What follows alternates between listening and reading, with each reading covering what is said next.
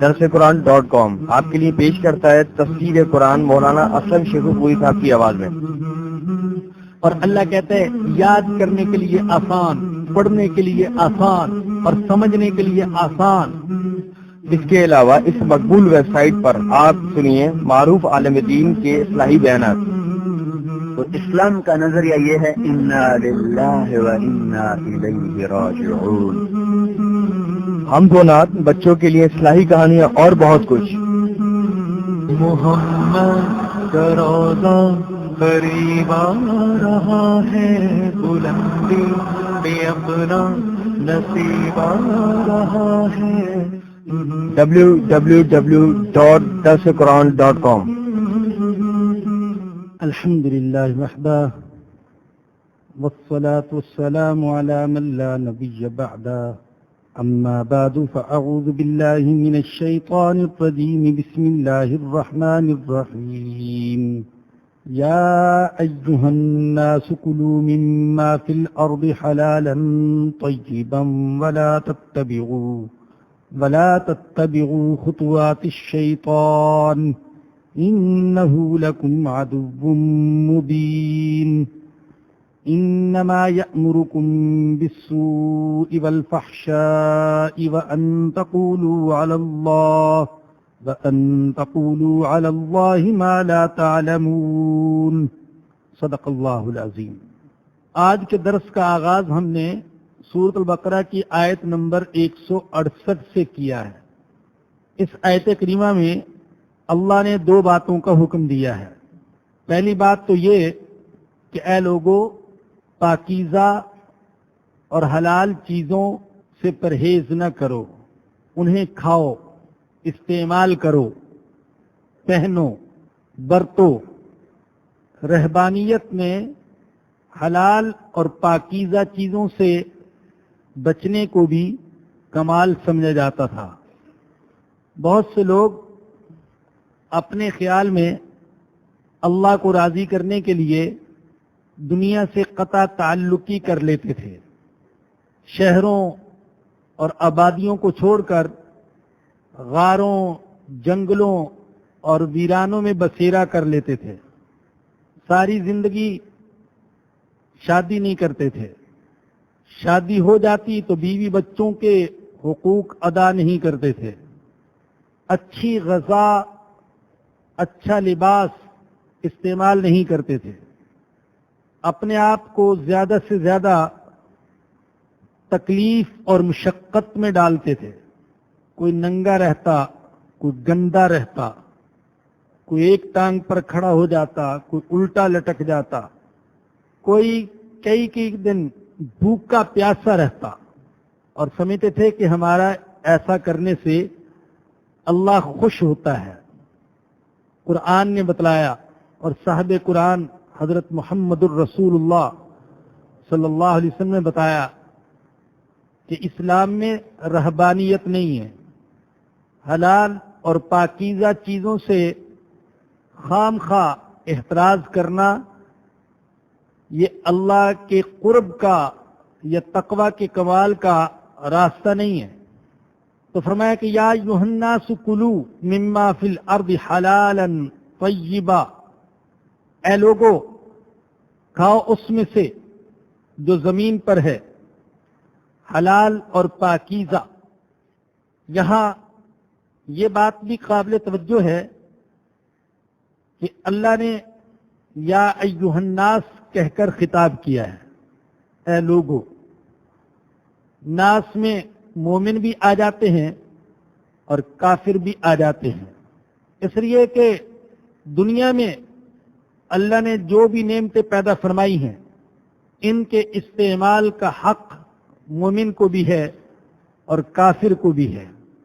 آپ پڑھ چکے سیدنا ابراہیم علیہ السلام نے جب مکہ میں اپنی بیوی اور بچے کو چھوڑا، اور آپ کے تصور میں تھا مستقبل میں مکہ کو جو مرکزیت حاصل ہونے والی تھی اور مکہ جس طریقے سے آباد ہونے والا تھا، اور آپ کی اولاد میں جو برکت ہونے والی تھی وہ سب آپ کے تصور میں تھی، اللہ کے وعدے بھی تھے. تو آپ نے اللہ سے دعا کی برزق اہلہ من الثمرات من آمن منہم باللہ والیوم الآخر. اے اللہ مکہ کے رہنے والوں کو پھلوں کا رزق عطا فرما، لیکن ان کو جو ان میں سے اللہ پر اور آخرت پر ایمان لائیں.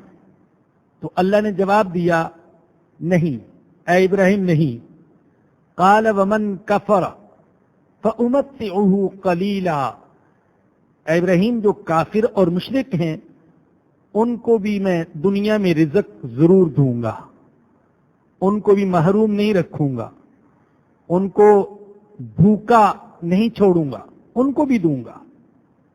جہاں تک دینی امامت اور سیادت کا تعلق ہے وہ تو اہل ایمان کے ساتھ خاص ہے، لیکن جہاں تک دنیا کے رزق اور مادی وسائل و اسباب کا تعلق ہے تو اللہ نے بتا دیا کہ اے میرے خلیل وہ کافر کے لیے بھی ہیں اور مومن کے لیے بھی ہیں. اس لیے یا ایھا الناس کہہ کر خطاب کیا گیا، یا ایھا الناس اے لوگو، اس میں سب آ گئے. اور یہاں یہ بھی عرض کر دوں، میرے ناقص مطالعے کے مطابق اللہ نے پورے قرآن میں کافروں کو کافر کہہ کر خطاب نہیں کیا سوائے ایک جگہ کے، لیکن وہاں بھی جو کافروں کے ساتھ کافر کہہ کر خطاب کیا گیا ہے تو وہ آخرت کے حوالے سے ہے کہ اللہ آخرت میں فرمائیں گے یا ایھا الذین کفروا لا تعتذروا اليوم. اے کافرو آج معذرت پیش نہ کرو، آج عذر پیش نہ کرو. وگرنہ جہاں تک دنیا کا تعلق ہے تو اللہ نے کافروں کو کافر کہہ کر خطاب نہیں فرمایا ہے. ہاں یا ایھا الناس کا جہاں خطاب فرمایا تو اس میں مومن بھی آ گئے اور اس میں کافر بھی آ گئے، سارا عالم انسانی اس میں آ گیا. تو پہلی بات جس کا حکم اس آیت کریمہ میں دیا گیا وہ یہ کہ جو چیزیں حلال ہیں اور پاکیزہ ہیں انہیں کھاؤ. حلال کیا ہے؟ جسے اللہ نے حرام نہیں کیا. یاد رکھیں کہ فقہا اور علماء کہتے ہیں کہ اشیاء میں اصل اباحت ہے، حلت ہے. حرمت کے لیے کسی دلیل کا ہونا ضروری ہے، اباحت کے لیے اور حلت کے لیے دلیل کی ضرورت نہیں. اصل یہ ہے کہ اس کائنات میں اللہ نے جو بھی چیزیں پیدا فرمائی ہیں وہ حلال ہیں، وہ مباح ہیں. البتہ جن چیزوں کی حرمت قرآن سے یا حدیث سے ثابت ہے انہیں حرام کہا جائے گا، لیکن ان کے علاوہ باقی ساری چیزیں وہ حلال ہیں. هو الذی خلق لکم ما فی الارض جمیعا. وہ اللہ ہے اور وہ ایسا اللہ کہ جو کچھ زمین میں ہے وہ سب کچھ اس نے تمہارے لیے پیدا کیا ہے. اس زمین میں جو کچھ ہے اللہ فرماتے ہیں کہ وہ تمہارے لیے پیدا کیا ہے. تو اصل اشیاء کے اندر حلت اور اباحت ہے. حرمت اور نجاست کے لیے کسی دلیل کا ہونا یہ ضروری. تو حلال تو وہ چیزیں جنہیں اللہ نے حرام نہیں کیا، اور طیب پاکیزہ وہ چیزیں جو جائز ذرائع سے حاصل ہوں. اگر ایک چیز حلال تو ہے لیکن اسے جائز ذریعے سے حاصل نہیں کیا گیا تو اس کا استعمال کرنا مسلمان کے لیے جائز نہیں ہے. دودھ حلال ہے، مشروبات میں سے سب سے پاکیزہ، غذائیت والا، قوت والا مشروب ہے.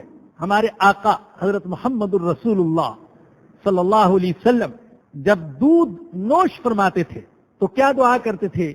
اللہم بارک لنا فی वज़िदना मिन्हु, ऐ अल्लाह इसमें बरकत दे और हमें और ज्यादा दे। दूसरी चीजों के बाद इस किस्म की दुआ मनकूल नहीं है कि और ज्यादा दे, लेकिन दूध के बाद अल्लाह के नबी जो दुआ पढ़ते थे वो ये कि ऐ अल्लाह जो कुछ दिया इसमें बरकत दे और ज्यादा दे। आज सारे हुक्मा, सारे डॉक्टर इस बात को तस्लीम करते हैं कि ये दूध सबसे मुफीद गजा है। अब दूध तो हलाल है, पाकीज़ा मशरूब है, लेकिन अगर उसको हराम जरिए से इख्तियार किया गया तो वो तय्यब नहीं होगा, वो पाकीज़ा नहीं होगा।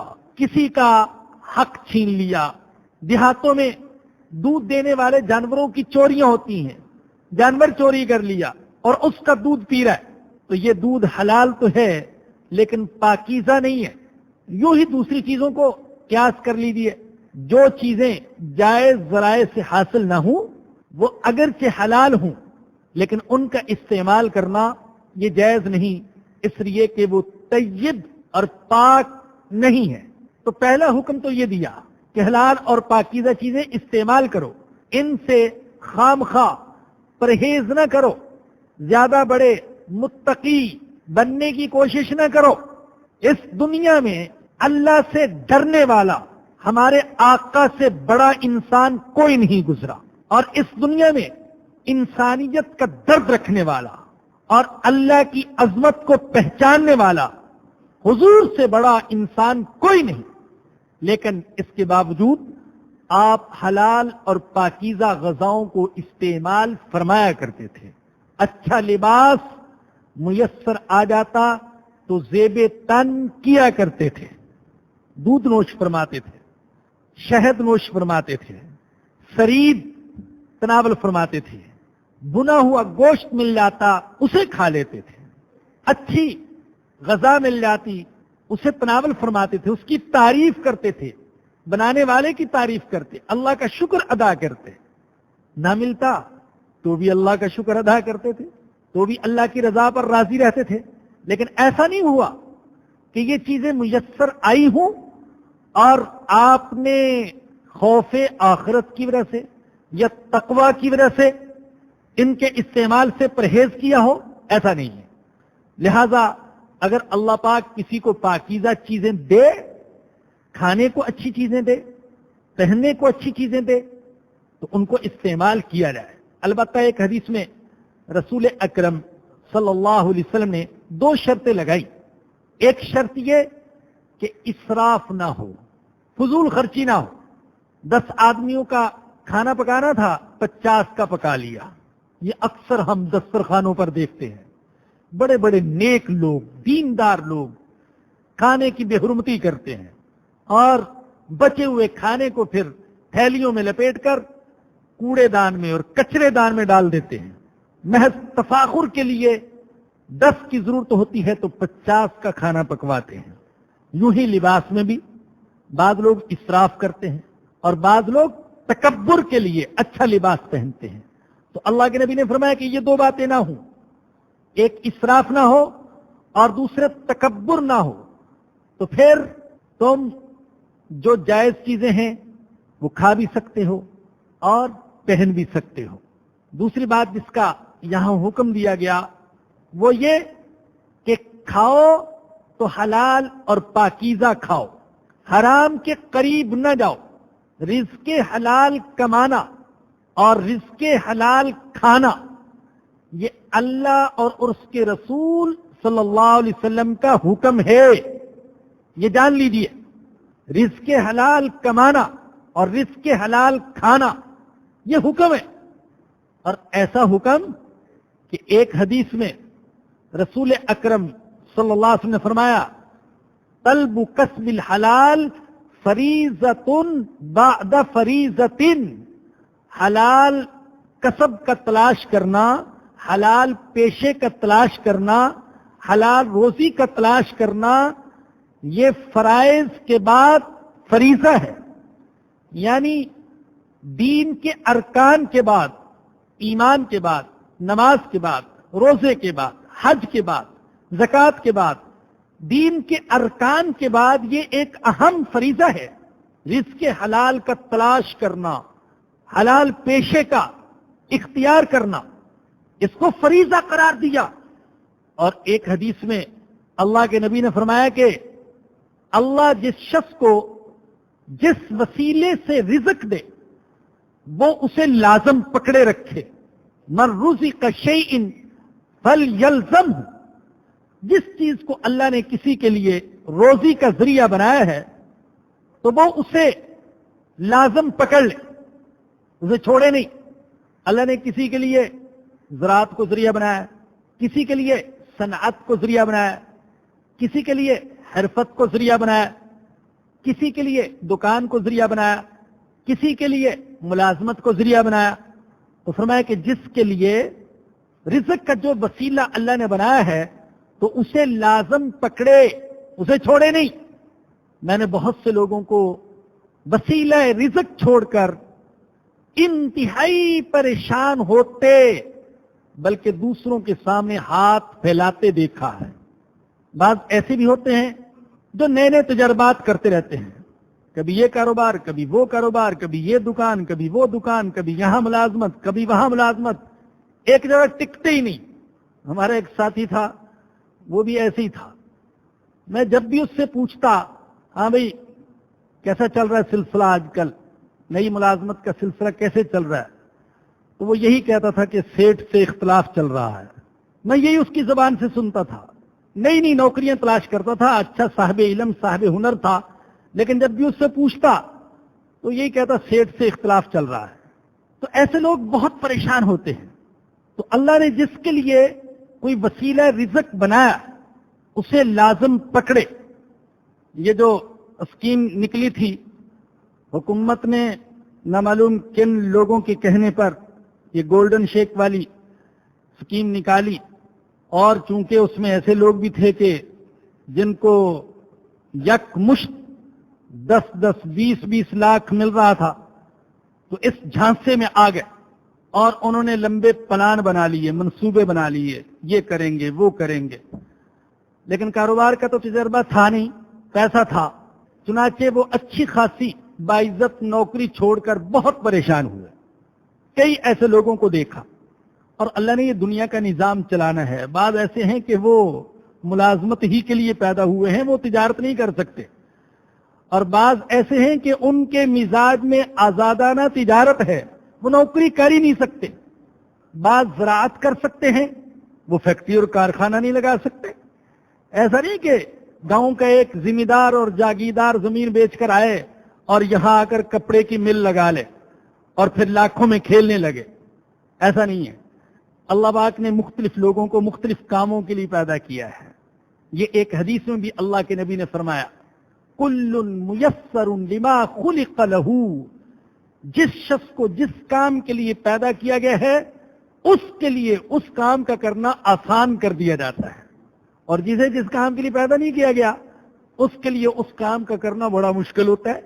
ہمارے میمن بھائی ماشاءاللہ، اللہ نے ان کے ہاتھ میں بڑی برکت دی ہے، تجارت میں خوب ان کو مہارت حاصل ہے، تو مجھے کبھی کبھی بڑا تعجب ہوتا ہے، ان کے بچے ہمارے پاس پڑھتے ہیں، بچپن میں آتے ہیں قرآن کریم حفظ کرتے ہیں، حفظ کے بعد کتابوں میں لگ جاتے ہیں، عالم بنتے ہیں، گویا کہ 10-15 سال خالص ملائیت کی دنیا میں گزارتے ہیں، مدرسے کی دنیا میں وہ 10-15 سال گزارتے ہیں، لیکن ادھر فارغ ہوتے ہیں اور ادھر تجارت شروع کر دیتے ہیں اور کامیاب ہوتے ہیں، اور ہمارے جیسے سال ہر سال دھوکے کھاتے رہتے ہیں لیکن تجارت کرنے کا ڈھنگ ہی نہیں آتا، طریقہ ہی نہیں آتا۔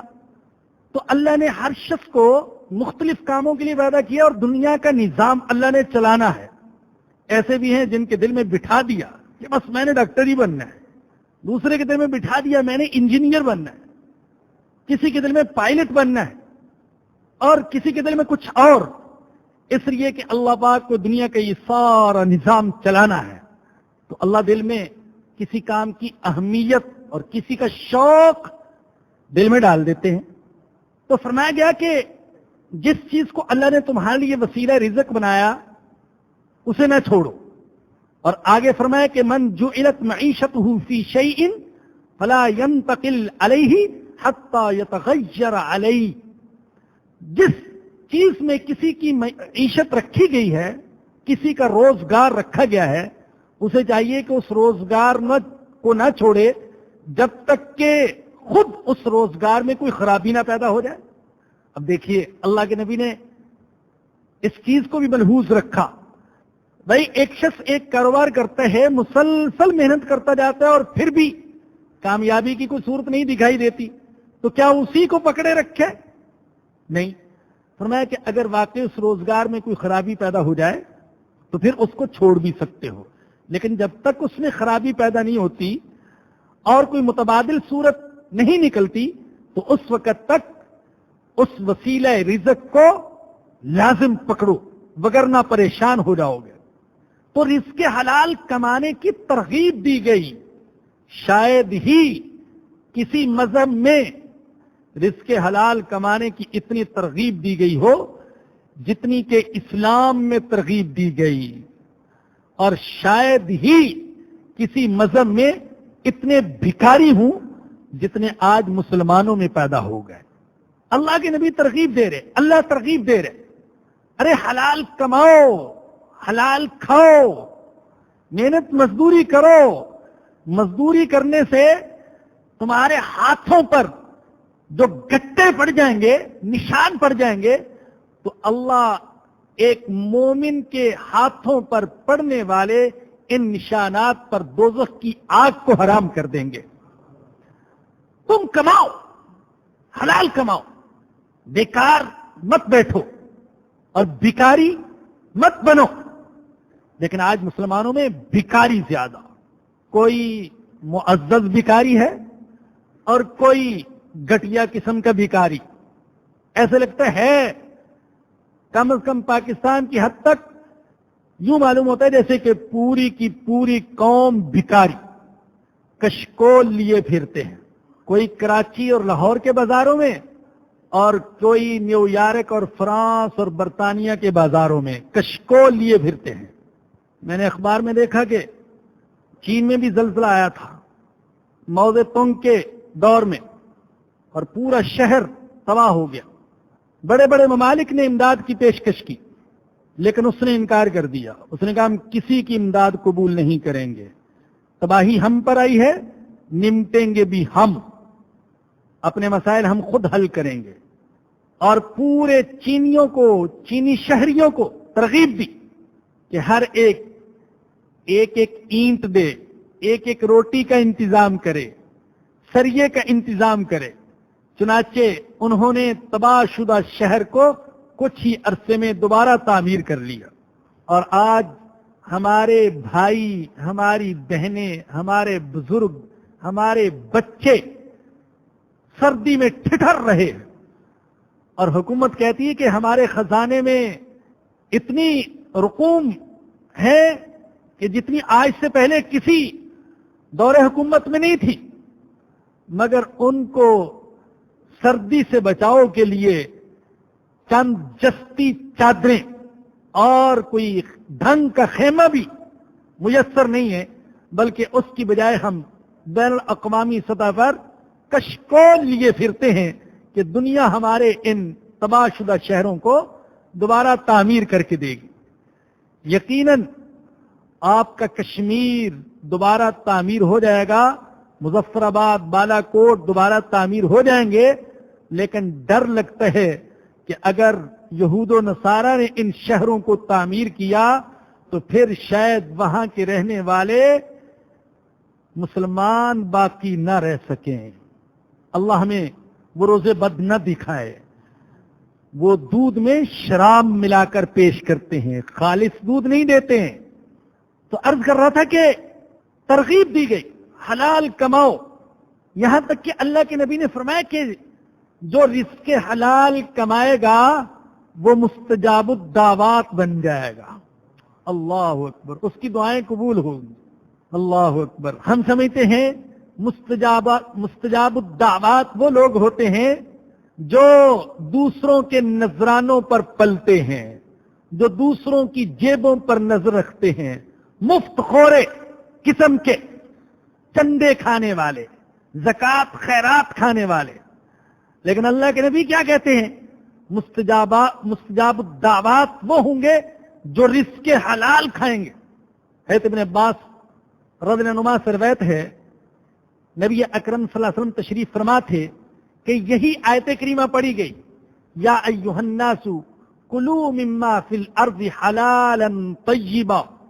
تو حضرت سعد بن ابی وقاص رضی اللہ عنہ کھڑے ہو گئے اور عرض کیا، یا رسول اللہ ادعو اللہ ان یجعلنی مستجاب الدعوات.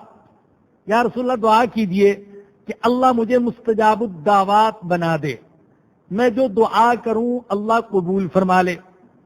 کیا فرمایا آقا نے؟ یا سعد اطب مطعمک تکن مستجاب الدعوہ. اپنی روزی حلال کر لو تو تم مستجاب الدعوہ بن جاؤ گے، اللہ تمہاری دعائیں قبول فرمائیں گے. اور ساتھ ہی فرمایا، قسم کھا کر فرمایا، حضور نے جوش میں آ کر قسم کھائی، والذی نفس محمد بیدہ، اس رب کی قسم جس کے قبضے میں محمد کی جان ہے صلی اللہ علیہ وسلم. وہ شخص جو اپنے پیٹ میں حرام لقمہ ڈالتا ہے 40 دن تک اس کی عبادت قبول نہیں ہوتی ہے. ایک لقمہ حرام کا اپنے پیٹ میں ڈالتا ہے، فرمایا کہ 40 دن تک اس کی کوئی عبادت، دعا، نماز قبول نہیں ہوتی. اور فرمایا کہ جس بندے کا گوشت، خون حرام غذا سے بنا، جس نے جان بنائی حرام غذا سے، تو فرمایا کہ فالنار اولا بہ، وہ دوزخ میں جلنے کے زیادہ قابل ہے. رزق حلال سے دعائیں قبول ہوتی ہیں اور حرام کھانے سے دعائیں رد کر دی جاتی ہیں. ایک حدیث میں اللہ کے نبی نے فرمایا، ایک شخص آتا ہے پرا گندہ بال، پرا گندہ حال، اللہ سے ہاتھ لمبے کر کر کے دعائیں کرتا ہے. فرمایا اس کی دعا کیسے قبول ہوگی؟ اس کا کھانا حرام کا، اس کا پینا حرام کا، اس کا لباس حرام کا، اس کی دعا کیسے قبول ہوگی؟ رزق حلال سے دل میں ایمان کا نور پیدا ہوتا ہے، برے اخلاق سے نفرت ہوتی ہے، اچھے اخلاق کی ترغیب ہوتی ہے. اسی لیے تو اللہ نے فرمایا دوسری جگہ، یا ایھا الرسل کلوا من الطیبات واعملوا صالحا. اے رسولو، حلال چیزیں کھاؤ اور نیک عمل کرو. اب ان دونوں میں کیا مناسبت ہے؟ طیبات کھاؤ، پاکیزہ چیزیں کھاؤ اور نیک عمل کرو.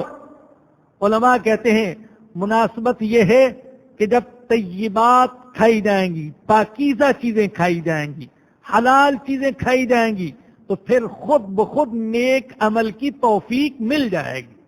یا ایھا الناس، اے لوگو، کلوا مما فی الارض حلالا طیبا، زمین پر جو کچھ حلال اور پاکیزہ موجود ہے وہ کھاؤ.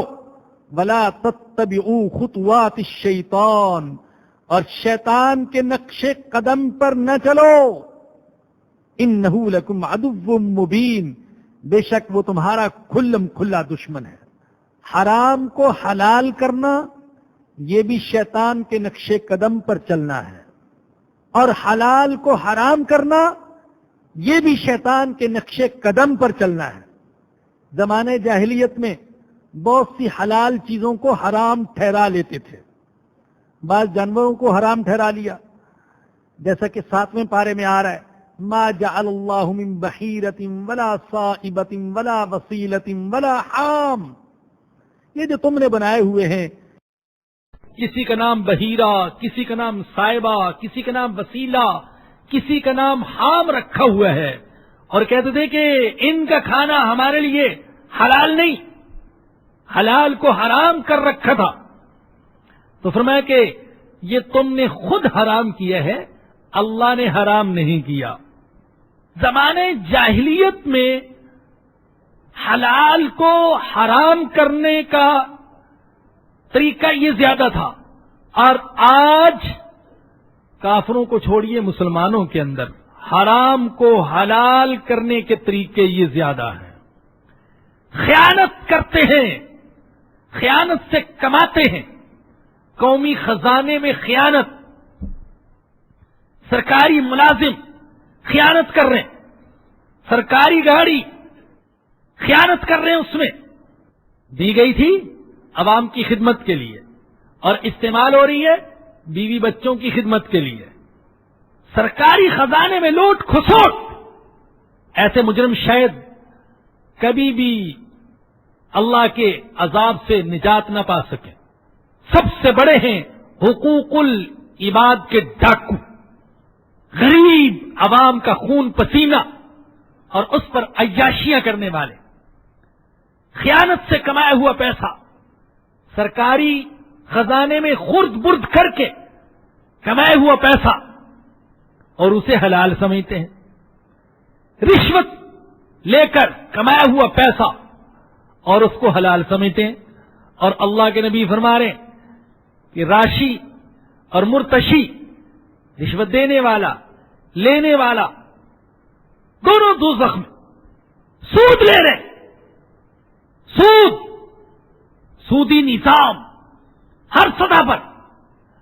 اور اللہ کہہ رہے کہ سود کا لین دین یہ میرے ساتھ اور میرے رسول کے ساتھ جنگ ہے. اور سمجھ رہے ہیں کہ ہم جائز کر رہے ہیں، حلال کر رہے ہیں. پہلے بھی عرض کر چکا ہوں، جن علاقوں میں زلزلہ آیا وہاں کے رہنے والوں نے بتایا، یہ ہم ان پر نہیں کوئی الزام لگا رہے. اور یہ بھی سن لیں کہ جب کبھی کوئی ایسی بات کی جاتی ہے، زلزلہ زدہ علاقے کے رہنے والوں کی بعض کمزوریوں کا ذکر کیا جاتا ہے، تو معاذ اللہ یہ دل میں خیال نہیں ہوتا کہ ہم بڑے معصوم اور پاک ہیں اور وہ گناہوں میں ڈوبے ہوئے تھے. نہیں، ہم ان سے بڑے گناہگار ہیں. اور ڈراوا اور تنبیہ اور انذار ہمارے لیے بھی ہے.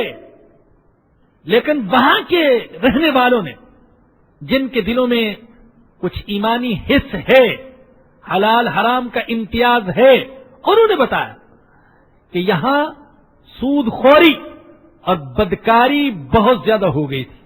نجی سطح پر کوئی شخص قرض دینے کے لیے تیار نہیں ہوتا جب تک کہ اس کو اس پر سود ملنے کی امید نہ ہو.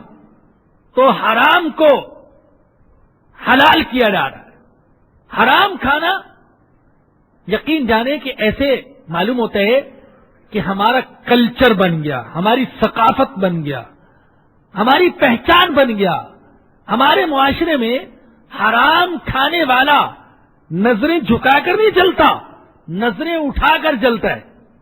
لوگ اسے حقارت کی نظر سے نہیں دیکھتے، عزت کی نظر سے دیکھتے ہیں.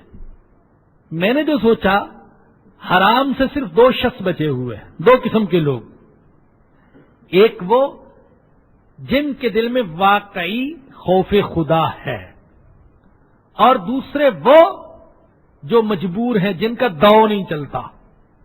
کوشش تو وہ بھی کرتے ہیں کہ کہیں میرا ہاتھ لگ جائے، کچھ چوری کا مال، کوئی ڈاکے کا مال، کوئی خیانت کا مال، کچھ سرکاری نوکری مجھے بھی ایسی مل جائے جہاں پر کمائی زیادہ ہو. پتہ ہے ان کو کون سے شعبے ایسے ہیں جہاں پر کمائی زیادہ ہے. کوشش کرتے ہیں وہاں تک پہنچنے کی، لیکن بیچاروں کے پاس دینے کے لیے رشوت نہیں، اور وہاں تک پہنچنے کے لیے سفارش نہیں، تعلقات نہیں. تو دو قسم کے لوگ ہیں بس جو حرام سے بچے ہوئے. ایک وہ جن کے دل میں واقعی خوف خدا ہے، واقعی پر زور دے رہا ہوں اس لیے کہ بہت سے ہمارے جیسے ایسے بھی ہیں جن کے اندر مصنوعی خوف خدا ہے، مصنوعی قسم کا، ایسے ڈرامے والا. لوگوں کے سامنے یہ ظاہر کرتے ہیں کہ میں بہت اللہ سے ڈرنے والا ہوں، بڑا خوف خدا والا ہوں، اور ہے اندر ذرہ بھی خوف کا نہیں ہے. وہ جو کسی نے کہا ہے بہت مشکل ہے بادۂ گلگوں سے بچنا خلوت میں، اور بہت آسان ہے یاروں میں معاذ اللہ کہنا۔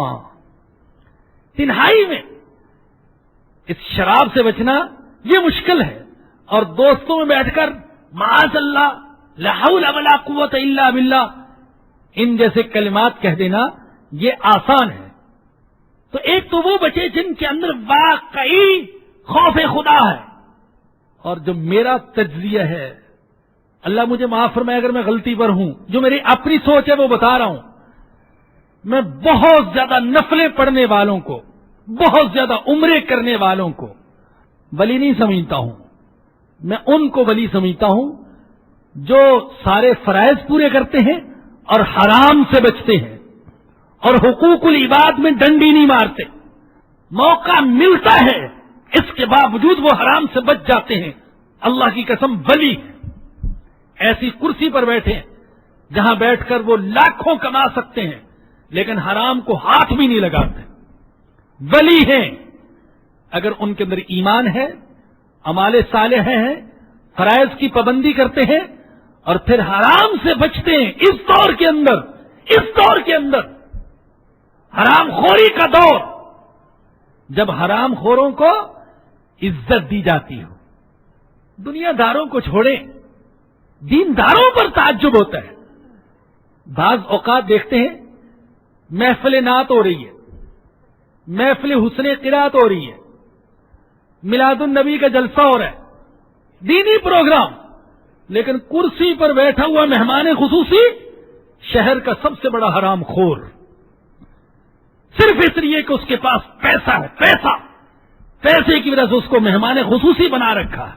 آج کی محفل کے مہمان خصوصی فلاں مشہور شخصیت ہے، اللہ اکبر، حرام کا پیسہ جمع کرنے والا، وہ دینی پروگرام کی صدارت کر رہا ہے، مہمان خصوصی بنا ہوا۔ تو ایک کلچر بن گیا، ثقافت بن گئی، رواج بن گیا، ہماری پہچان بن گئی، عادت بن گئی، گویا کہ دلوں سے اس کی برائی کا خیال بھی نکل گیا۔ جو اللہ کے نبی نے فرمایا تھا یہ آخری درجہ ہے، آخری درجہ۔ پہلا درجہ تو یہ نا کہ برائی کو دیکھے ہاتھ سے روکے، دوسرا درجہ زبان سے روکے، اور تیسرا درجہ کہ دل سے تو کم از کم برائی کو برا سمجھے، اور فرمایا تھا کہ اگر یہ بھی نہیں تو پھر ایسے شخص کے دل میں ایمان کی رتی بھی نہیں ہے۔ ہم اس درجے پر پہنچ چکے کہ برائی کو برائی ہی نہ سمجھے، بلکہ بروں کو اور برائی کو عزت کی نظر سے رشک بری نگاہوں سے دیکھیں۔ تو فرمایا کہ ولا تتبعوا خطوات الشیطان، شیطان کے نقش قدم پر نہ چلو، حرام کو حلال نہ سمجھو، حلال کو حرام نہ سمجھو، انہ لکم عدو مبین، شیطان تمہارا کھلا دشمن ہے اور میں اللہ تمہارا کھلا دوست ہوں۔ ارے دوست کی بات مانو، دشمن کی بات نہ مانو۔ حرام کھانے کا انجام اچھا نہیں ہے۔ انما یأمرکم بالسوء والفحشاء، شیطان تو تمہیں صرف برائی اور گندگی کا حکم دیتا ہے۔ شیطان تلقین کرے گا تو برائی کی، گندگی کی، فحشاء کی، شر کی، اچھائی کی تلقین نہیں کرے گا۔ اور اگر کبھی خدا نہ خواستہ اچھائی کی تلقین کرے بھی تو بھی اس کا مقصد اچھا نہیں ہوگا۔ شیطان بھی بعض اوقات اچھائی کی تلقین کرتا ہے، آپ کو یہ سن کر تعجب ہوگا۔ ہاں، بعض اوقات شیطان اچھائی کی تلقین کرتا ہے لیکن مقصد اس کا برا۔ بہت سے لوگ ہیں اچھے لوگ ہوتے ہیں لیکن شیطان نے ان کے دل میں بٹھا رکھا کہ دیکھو رزق حلال کمانا یہ بہت بڑی عبادت ہے، لہذا نماز پڑھنے کی ضرورت نہیں ہے، تم تو بہت بڑی عبادت میں لگے ہوئے ہو، رزق حلال کما رہے ہو۔ اب شیطان اس کے دل میں بٹھا رہا ہے، ارے تم کوئی برے آدمی ہو، رزق حلال کماتے ہو، دکانداری کرتے ہو، بچوں کا پیٹ پالتے ہو، اور سنا نہیں تم نے اللہ کے نبی نے کہا کہ یہ فرائض کے بعد فریضہ ہے، لہذا اگر نماز نہ پڑھو تو کوئی حرج نہیں ہے۔ شیطان نے ایک اچھائی اس کے دل میں بٹھائی، لیکن دوسری بڑی اچھائی سے اس کو محروم کر دیا۔ اسی لیے شیطان کا ہر کسی کو ورغلانے کا طریقہ ایک جیسا نہیں ہوتا، ہر ایک کو ورغلانے کا طریقہ الگ ہوتا ہے۔ جاہل کو بہکانے کا طریقہ اور، عالم کو بہکانے کا طریقہ اور، صوفی کو بہکانے کا طریقہ اور، حکمرانوں کو بہکانے کا طریقہ اور، ہر ایک کے لیے اس کے پاس الگ نسخہ ہے۔ حضرت مفتی شفیع صاحب اللہ ان کی قبر پر کروڑوں رحمت نازل فرمائے، وہ فرمایا کرتے تھے کہ مولوی کا شیطان بھی مولوی ہوتا ہے۔ مقصد یہ کہ مولوی پر جس شیطان کا داؤ چلے گا تو وہ شیطان ہوگا جو مولوی کی کمزوریوں سے واقف ہے، وہ اس کو اچھائی کے راستے سے، ہدایت کے راستے سے، دعوت کے راستے سے، دین کے راستے سے ہٹانے کے لیے۔ تو فرمایا کہ شیطان تمہیں برائی اور گندگی کی تلقین کرتا ہے۔ دو لفظ ہیں، سو اور فحشا۔ علماء نے فرق کیا کہ سو اس برائی کو کہتے ہیں جس سے شریعت نے بھی منع کیا ہو اور عقلاً بھی وہ ناپسندیدہ ہو، اور فحشا اس برائی کو کہتے ہیں جسے اگرچہ عقل برا نہ کہتی ہو لیکن شریعت نے اس کو برا کہا ہو۔ اور عقل سے بھی بڑی چیز ایک مسلمان کی نظر میں فیصلہ کن اتھارٹی رکھنے والی چیز وہ شریعت ہے، وہ وحی ہے۔ لہذا جسے شریعت نے غلط کہا وہ غلط۔ تو فرمایا کہ شیطان تمہیں حکم دے گا برائی کا اور گندگی کا، وَأَن تَقُولُوا عَلَى اللَّهِ مَا لَا تَعْلَمُونَ، اور یہ کہ تم اللہ پر ایسی باتیں کہو جو تم جانتے ہی نہیں، علم ہی نہیں رکھتے۔ وَإِذَا قِيلَ لَهُمُ اتَّبِعُوا مَا أَنزَلَ اللَّهُ، اور جب ان سے کہا جاتا ہے اتباع کرو اس کی جو اللہ نے نازل کیا، قَالُوا بَلْ نَتَّبِعُ مَا أَلْفَيْنَا عَلَيْهِ آبَاءَنَا، تو کہتے ہیں بلکہ ہم تو اتباع کریں گے اس کی جس پر ہم نے اپنے آباء و اجداد کو پایا۔ یہ اندھی تقلید بھی بہت سے لوگوں کی گمراہی کا سبب بنی۔ مشرکین مکہ بلکہ دنیا بھر کے مشرک اور کافر، ان کے پاس اپنے کفر، اپنے شرک اور اپنی بدعات پر سب سے بڑی حجت اور دلیل جو ہے وہ یہ کہ ہمارے باپ دادا ایسے کرتے تھے، کیونکہ ہمارے باپ دادا ایسے کرتے تھے ہم بھی ایسے ہی کرتے رہیں گے، اور کوئی دلیل نہیں۔ وہ عقل کے میدان میں شکست کھا جائیں گے، دلیل کے میدان میں شکست کھا جائیں گے، نقلی حوالوں میں شکست کھا جائیں گے، لیکن تقلید جامد سے نہیں ہٹیں گے۔ ہم یہ کام نہیں چھوڑ سکتے۔ آپ ان کو لاکھ دلائل دے دیں، قرآن کھول کر رکھ دیں، حدیثیں سنائیں، وہ کہیں گے ہم نہیں چھوڑ سکتے۔ کیوں؟ اس لیے کہ ہمارے باپ دادا ایسے کیا کرتے تھے، ہمارے خاندان میں ایسے ہی ہوتا ہے، ہماری برادری میں ایسے ہی ہوتا ہے، ہمارے ہاں یہ رسم ہے، ہمارے ہاں یہ رواج ہے، ہم نہیں چھوڑ سکتے۔ تو قرآن کریم نے جگہ جگہ اس اندھی تقلید کی، تقلید جامد کی تردید کی ہے۔ لیکن یہاں یہ بھی سن لیجئے کہ تقلید دو قسم کی ہے، ایک تو تقلید مذموم اور ایک ہے تقلید ممدوح۔ ایک تو وہ تقلید ہے جو قابل مذمت ہے، جو میں نے عرض کیا، اندھی تقلید، جامد تقلید، ایسوں کی تقلید جو بے وقوف تھے، ایسوں کی تقلید جو جاہل تھے، ایسوں کی تقلید جو گمراہ تھے، ایسوں کی تقلید جو کفر اور شرک کے راستے پر تھے۔ یہ تقلید قابل مذمت ہے اور قرآن نے اس تقلید کی تردید کی ہے۔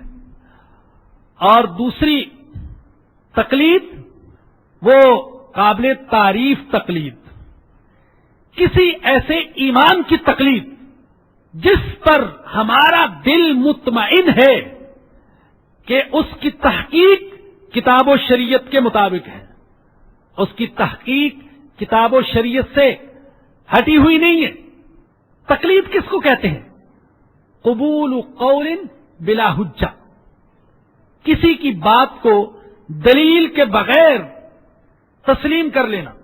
مثال کے طور پر اس وقت پوری امت مسلمہ میں 4 ائمہ کی تقلید کی جاتی ہے، کیا عرب، کیا عجب، کیا افریقہ، کیا ایشیا، ہر جگہ 4 ائمہ میں سے کسی ایک امام کی تقلید کی جاتی ہے۔ اس تقلید کا کیا مطلب ہے؟ بہت سے لوگ یہ سمجھتے ہیں، اور بعض لوگ جان بوجھ کر اپنے فاسد مقاصد کی وجہ سے یہ پروپیگنڈا کرتے ہیں کہ تقلید کا مقصد یہ ہے کہ یہ لوگ کتاب و سنت کے مقابلے میں امام کے قول کو حجت مانتے ہیں، قرآن کے مقابلے میں امام کے قول کو زیادہ قوی اور زیادہ صحیح مانتے ہیں۔ اگر ان کے سامنے آیات پڑھی جائیں، احادیث پڑھی جائیں، تو کہتے ہیں ہم نہیں مانتے۔ کیوں؟ اس لیے کہ یہ ہمارے امام کے قول کے خلاف ہے۔ نہیں، ہرگز نہیں، ایسی تقلید امام کی بھی جائز نہیں۔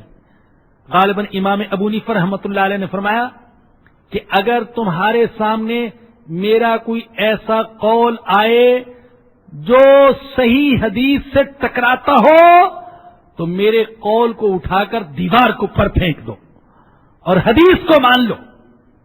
ایسا کسی امام نے نہیں کہا کہ قرآن کو چھوڑ کر اور حدیث کو چھوڑ کر میرے قول کو اختیار کیا جائے۔ ائمہ کی تقلید کتاب و سنت کے دائرے میں رہتے ہوئے ہے۔ تقلید ہماری یہاں تک ہے، مثال کے طور پر ہم یہ کہتے ہیں کہ امام ابو حنیفہ رحمۃ اللہ علیہ کا یہ قول اور یہ تحقیق قرآن اور حدیث کے زیادہ مطابق ہے۔ شوافی کہتے نہیں، امام شافعی کی تحقیق وہ کتاب و سنت کے زیادہ قریب ہے۔ حنبلی امام احمد کے بارے میں کہتے ہیں، مالکی امام مالک رحم اللہ کے بارے میں کہتے ہیں کہ ان کی تحقیق کتاب و سنت کے زیادہ قریب ہے۔ یہ کوئی نہیں کہتا کہ ہم امام کی تقلید کریں گے اگرچہ وہ صراحتاً ان کا قول قرآن اور حدیث سے ٹکراتا ہو۔ اور یہاں یہ بھی میں عرض کر دوں، دیکھا جائے تو یہاں ہر شخص مقلد ہے۔ یہ جو بعض ساتھی اپنے آپ کو غیر مقلد کہتے ہیں تو وہ بھی غیر مقلد نہیں ہے، لیکن فرق صرف اتنا ہے کہ ہم تقلید کرتے ہیں دوسری اور تیسری صدی کے اماموں کی، اور یہ ساتھی تقلید کرتے ہیں 15ویں صدی کے اپنے محلے کے امام کے قول کی۔ یہ اس کی تحقیق کو صحیح مانتے ہیں۔ ظاہر ہے کہ یہ شخص جو کہہ رہا ہے کہ میں کسی کی تقلید نہیں کرتا، تو کیا اس نے سارے قرآن کا دقیق نظر سے مطالعہ کر لیا؟ ساری حدیثوں پر اس کو عبور حاصل ہے؟ کیا سارے ائمہ کے اقوال اور فقہا کی بحثیں اس کی نظر سے گزر گئیں؟ کیا واقعی اس نے ایسے دلائل اخذ کر لیے کہ جس سے یہ ثابت ہو گیا کہ فلاں قول فلاں بات زیادہ قوی ہے اور فلاں ضعیف ہے؟ ہر شخص کے اندر یہ صلاحیت نہیں پورے قرآن پر تحقیقی نظر ڈال سکے، ساری احادیث کو اجتہادی نقطہ نظر سے دیکھ سکے اور سارے فقہا کے اقوال کا مطالعہ کر سکے۔ وہ جو اعتماد کر رہے تو اپنے محلے کے امام کی بات پر اعتماد کر رہے، اپنے خطیب، اپنے مفتی، اپنے عالم کی بات پر اعتماد کر رہے، وہ اس کی تقلید کر رہے۔ ہم امام ابو حنیفہ کی تقلید کر رہے ہیں۔ اور دیکھیے میرے بزرگوں اور دوستو، اس تقلید نے امت کو بہت بڑے فتنے اور گمراہی سے بچایا ہوا۔ یہ بات تجربے سے ثابت ہے۔ میں غیر مقلدین حضرات کے سینوں پر تیر نہیں چبھو رہا، انہیں تنقید کا نشانہ نہیں بنا رہا، ان کو گالی گلوچ نہیں کر رہا۔ میں حقائق کی روشنی میں، واقعات کی روشنی میں بات کر رہا ہوں کہ حقیقت یہ ہے کہ اس تقلید نے امت کو فتنے اور گمراہی سے بچایا ہوا ہے۔ اگر ہر شخص کو اجازت دے دی جائے کہ تم جو قول چاہو وہ اختیار کر لو، جو تمہیں نظر آئے کہ یہ قول قرآن اور حدیث کے زیادہ قریب ہے، تو ہر شخص آسانی تلاش کرے گا، جو اس کو قول آسان نظر آئے گا اس کو اختیار کر لے گا. وہ ایک دن حنفی بنے گا، دوسرے دن شافعی بنے گا، تیسرے دن مالکی بنا ہوگا اور چوتھے دن حنبلی بنا ہوگا، اور خطرہ یہ ہے کہ 5ویں دن وہ حدیث کا منکر بن چکا ہوگا اور 6ٹھے دن کہیں نبوت ہی کا منکر نہ ہو جائے. ہاں، اس میں آسانیاں تلاش کرتے ہیں. بہت سے لوگ طلاق دے لیتے ہیں حنفی، اب طلاق دے بیٹھے، اب سوچتے ہیں آسانی کس پہلو میں ہے، یہ میرا نکاح، میری ازدواجی زندگی کس امام کے قول کے مطابق بچ سکتی ہے. بتایا گیا کہ کسی بھی امام کے قول میں زندگی، ازدواجی زندگی بچتی دکھائی نہیں دیتی ہے. ایسے ایسے ظالم بھی ہیں جنہوں نے یہ راستہ دکھا دیا، ہاں اگر تم تھوڑی دیر کے لیے ہندو بن جاؤ تو تمہاری ازدواجی زندگی بچ سکتی ہے. تو ایسے لوگ شافعی اور مالکی تو کیا ہندو بننے کے لیے بھی تیار ہو جاتے ہیں. معاذ اللہ ثم معاذ اللہ. جس میں آسانی دکھائی دی تو یہ شریعت کی اتباع تو نہ ہوئی، یہ تو نفس کی اتباع ہوئی، اپنی خواہشات کی اتباع ہوئی. اللہ نے حکم دیا فاسألوا اہل الذکر ان کنتم لا تعلمون، اگر تم نہیں جانتے تو اہل علم سے پوچھ لو. لہذا یہ تقلید اسی حد تک ہے کہ ہم اہل علم سے پوچھ کر جن پر ہمیں اعتماد ہے ان کی اتباع کرتے ہیں، لیکن مقصد امام ابو حنیفہ کی اتباع نہیں ہے.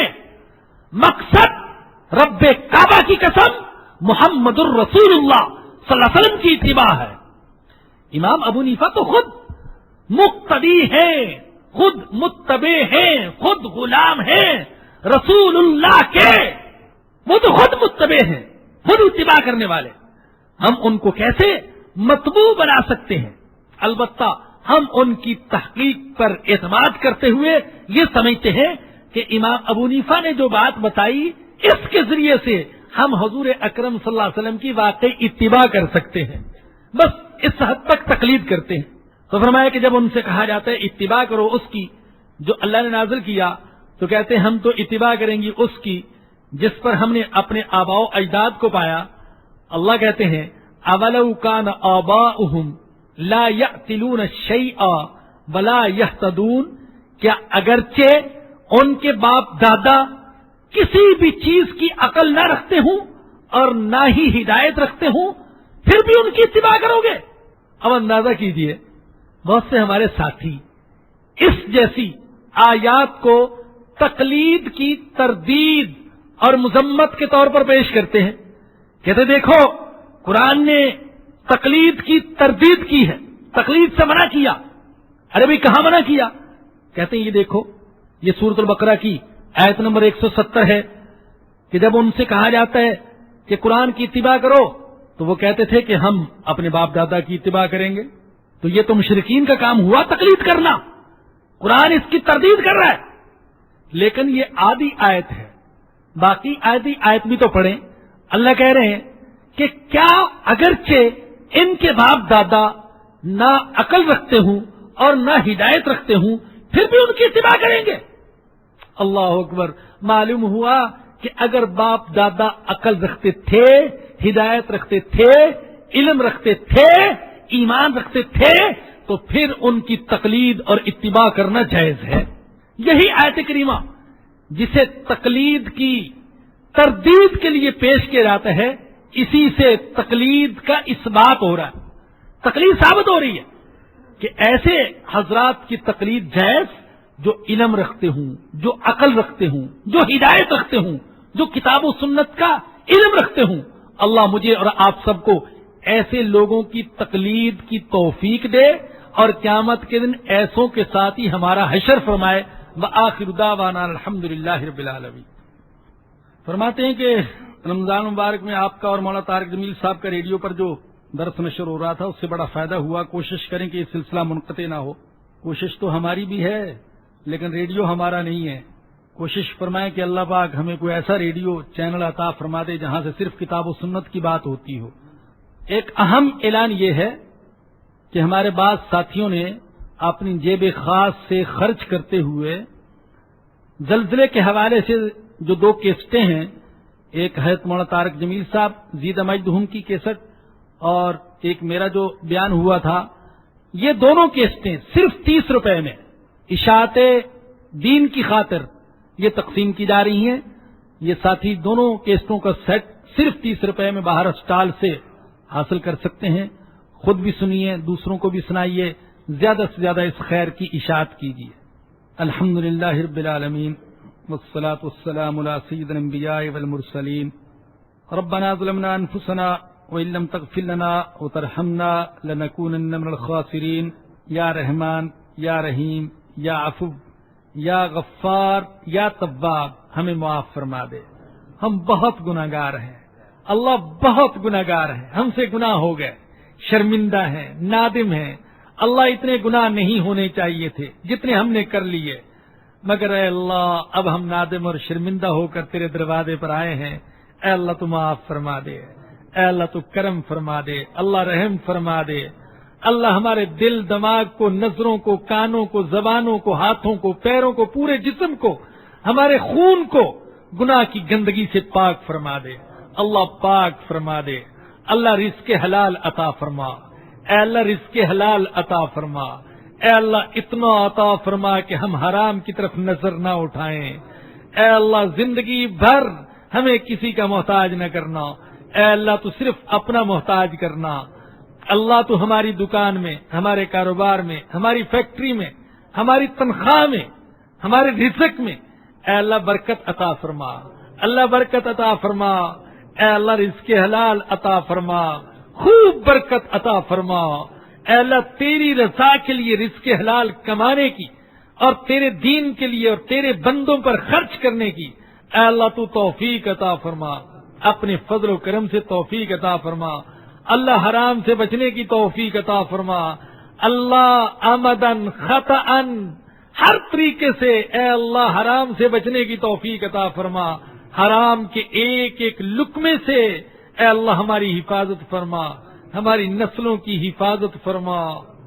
اے اللہ یہاں جو تنگ دست بیٹھے ہیں، بے روزگار بیٹھے ہیں یا کاروبار کے سلسلے میں پریشان ساتھی ہیں، اے اللہ ان سب کی پریشانی کو دور فرما۔ اے اللہ خوشحالی کے دروازے کھول دے، اپنے فضل و کرم سے کھول دے۔ اللہ کرم فرما دے، اللہ رحم فرما دے۔ اے اللہ زلزلے سے متاثرہ ہمارے بھائی، ہماری بہنیں، ہمارے بچے، ہمارے بزرگ جو فوت ہو گئے ان کی مغفرت فرما، جو زندہ ہیں ان کو صبر جمیل کی توفیق عطا فرما، جو زخمی اور بیمار ہیں انہیں صحت اور شفا عطا فرما، اور ہم سب کو ان کے ساتھ زیادہ سے زیادہ تعاون کرنے کی توفیق عطا فرما۔ ربنا آتنا فی الدنیا حسنۃ وفی الآخرۃ حسنۃ وقنا عذاب النار۔ ربنا تقبل منا انک انت السمیع العلیم وتب علینا انک انت التواب الرحیم۔ صلی اللہ تعالی علی رسولہ وخیر خلقہ سیدنا ومولانا محمد وآلہ وصحبہ واہل بیتہ اجمعین، آمین برحمتک یا ارحم الراحمین۔ درسقرآن.com آپ کے لیے پیش کرتا ہے تفسیر قرآن مولانا افضل شیخو پوری صاحب کی آواز میں۔ اور اللہ کہتا ہے یاد کرنے کے لیے آسان، پڑھنے کے لیے آسان اور سمجھنے کے لیے آسان۔ اس کے علاوہ اس مقبول ویب سائٹ پر آپ سنیے معروف عالم دین کے اصلاحی بیانات۔ تو اسلام کا نظریہ یہ ہے انا للہ و انا الیہ راجعون۔ حمد و نعت، بچوں کے لیے اصلاحی کہانیاں اور بہت کچھ۔ محمد کا روزہ قریب آ رہا ہے، بلندی پہ اپنا نصیب آ رہا ہے۔ www.darsequran.com